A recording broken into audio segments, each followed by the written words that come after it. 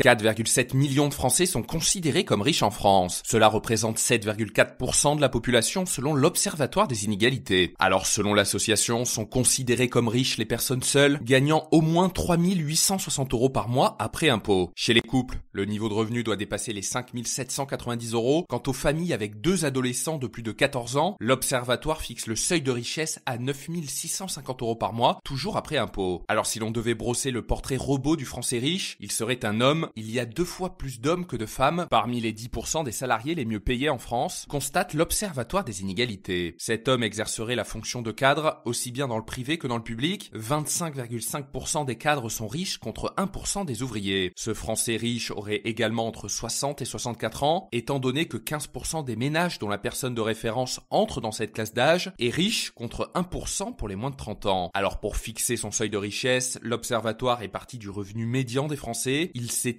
à 1 930 € par mois après impôts et prestations sociales pour une personne seule. C'est donc le revenu qui partage la moitié des Français qui gagnent plus au-dessus et la moitié des Français qui gagnent moins en dessous. L'Observatoire des inégalités a choisi de considérer comme riches les personnes qui gagnent 200% du revenu médian français, soit 2 fois 1 930 € pour une personne seule, c'est-à-dire 3 860 € par mois. Et notez que ce podcast est soutenu par Quorum l'épargne.